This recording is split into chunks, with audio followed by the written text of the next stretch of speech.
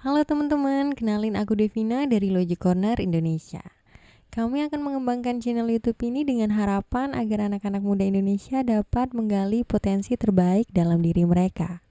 Channel ini terfokuskan dalam 3 hal, yang pertama literasi, kedua produktivitas, dan yang ketiga adalah pengembangan diri. Jangan lupa like, share, dan subscribe ya. Tahu nggak sih kalau jumlah kampus di Indonesia itu lebih dari 3.000 institusi. Sedangkan jumlah mahasiswa di Indonesia mencapai 8,9 juta di tahun 2021. Dan jumlah ini terus mengalami peningkatan. Diambil dari data statistik perguruan tinggi atau SPI, jumlah mahasiswa perguruan tinggi negeri sebanyak 4,2 juta. Dan di perguruan tinggi swasta sebanyak 4,93 juta.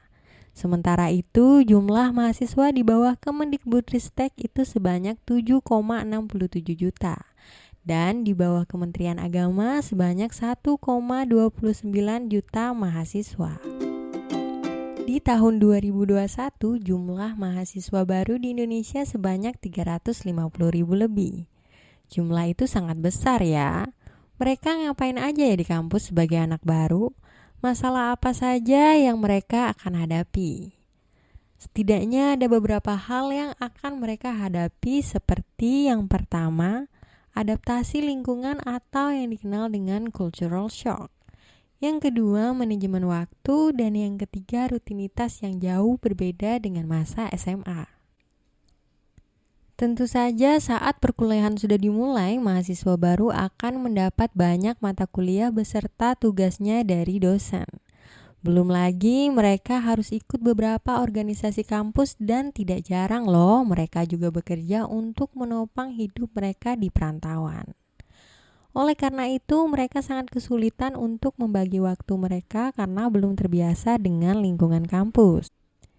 Nah, di video kali ini Logic Corner akan berbagi tips dan strategi untuk kalian yang sedang berjuang di semester awal kuliah.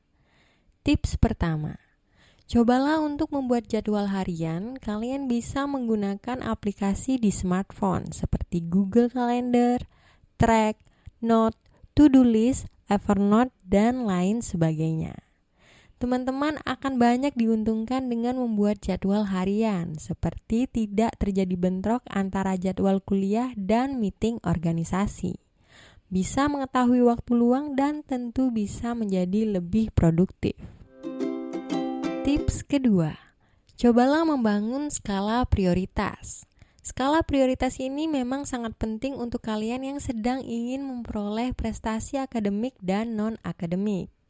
Misalnya, di hari Senin kalian ada mata kuliah, sedangkan di jam yang sama kalian harus latihan badminton karena ada kejuaraan nasional. Kalian bisa mempertimbangkan apakah kalian harus hadir di kelas atau di pelatihan. Jika kalian masih mempunyai jatah 30% absensi ketidakhadiran, dan kalian boleh hadir di pelatihan badminton. Nah, begitulah kira-kira bentuk dari skala prioritas. Tips ketiga, luangkan waktu untuk liburan. Nah, hal ini cukup krusial untuk mahasiswa baru, dikarenakan mahasiswa baru pasti banyak tugas dan membuat pikiran jadi stres. Maka ambil liburan saat weekend sangat disarankan. Liburan kayak gimana sih? Misalnya main sama teman-teman baru, pergi ke mall atau pergi ke pantai agar pikiran kalian istirahat dan tidak penat. Atau bisa juga kalian memanfaatkan waktu luang kalian dengan membaca novel di kos kalian masing-masing. Tips keempat, stop kebiasaan menunda-nunda. Menunda pekerjaan itu berarti sama dengan menumpuk pekerjaan kalian. Udah pekerjaan gak selesai, waktu terbuang, dan parahnya lagi seluruh jadwal harian yang telah kalian buat pasti akan berantakan semua. Sedih banget ya. Tips kelima, carilah bantuan. Kalian harus menyadari kalau mahasiswa baru itu sedang beradaptasi dengan lingkungan.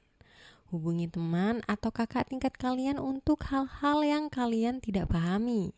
seperti buku-buku yang harus dibaca, perihal kerja organisasi, atau bahkan untuk hal-hal yang kelihatan sepele seperti tempat fotokopi yang murah, tempat konferensi, servis laptop, dan lain sebagainya.